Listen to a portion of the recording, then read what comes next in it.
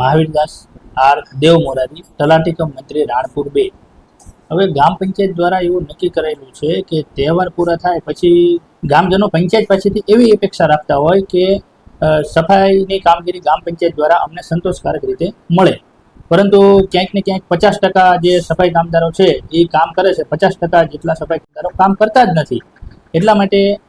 ગ્રામ પંચાયત દ્વારા ટીમ બનાવી અને સફાઈ કામગીરીની સમયાંતરે સમીક્ષા કરવાનું નક્કી થયેલ। તો તહેવાર પૂરા થયા તો ગતરોજ અત્રેની કચેરી દ્વારા ગ્રામ પંચાયતની ટીમ દ્વારા હુસેની ચોકમાં અમને મળતી જાણકારી મુજબ અમારા ગટર કામદાર છે એ રવિભાઈ ભીખાભાઈ વાઘેલા ત્યાં હાજર ન હોય, તેનું પંચરોજ કામ કરવા જતાં ત્યાં અન્ય જગ્યાના અમારા ગ્રામ પંચાયતના અંશકાલીન સફાઈ કામદાર ગટર કામદાર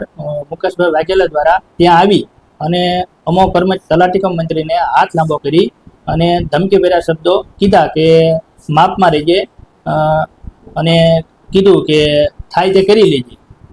એવા, અને અમને રોજકામ કરવા દીધા નહીં અને સરકારી કામમાં રૂકાવટ ઊભી કરેલ। ત્યારબાદ અમોએ સરપંચનો સંપર્ક કરતા ડાયરેક્ટ પોલીસ સ્ટેશન જઈ અને અમોએ ફરિયાદ નોંધાવીની કાર્યવાહી કરેલ। અગાઉ પણ આવા 3 બનાવ બનેલા છે, 3 થી પણ વધુ બનાવ બનેલા છે કે આ અમારા જે ગટર કામદાર છે મુકેશભાઈ દ્વારા અત્રેની કચેરીમાં ઉદ્ધતાભર્યું વર્તન કરેલું, ઊંચા અવાજે વાત કરી, બિનઅધિકૃત વિડીયો બનાવ્યો, તેની પણ અત્રેની કચેરી દ્વારા મામલતદાર સાહેબને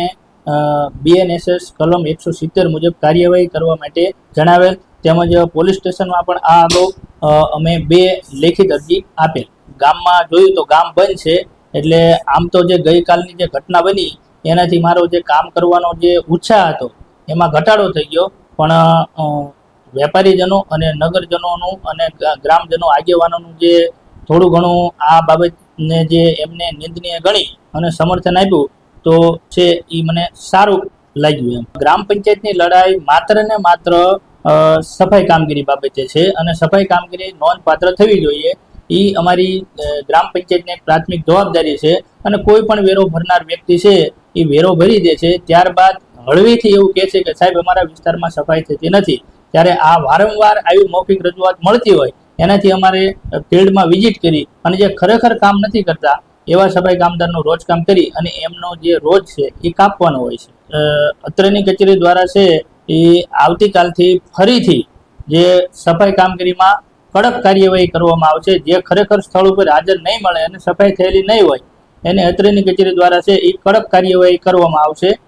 અને જે ખરેખર કામ કરે છે એને ગ્રામ પંચાયત છે એ રાખશે, જે નહીં કરે લોકહિતને ધ્યાનમાં રાખીને છૂટા કરવામાં આવશે।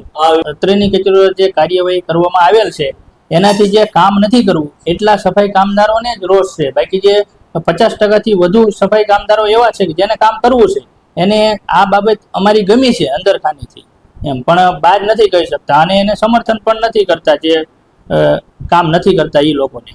ગ્રામ પંચાયત દ્વારા જે ખરેખર કામ કરવા માંગે છે એવા સફાઈ કામદારોને ગ્રામ પંચાયતમાં કામે રાખવાના છે, જે કામ નથી જ કરવા માંગતા એને લોકહિતને ધ્યાનમાં રાખી અને છૂટા કરવાના છે। અને સરકારી ધારા ધોરણ મુજબ જો એજન્સી અથવા તો કોન્ટ્રાક્ટ સિસ્ટમથી જે અગાઉ થતી હતી ગામની સફાઈ એ પ્રમાણે ગામની સફાઈ થાય એવું આયોજન માટે વિચારણા કરી રહી છે। ગ્રામ પંચાયત દ્વારા જે નિર્ણય લેવામાં આવે એ લોકહિતને ધ્યાનમાં રાખીને લેવામાં આવતા હોય છે, એને પૂરેપૂરો સહકાર અને સમર્થન કરે, બસ એટલું।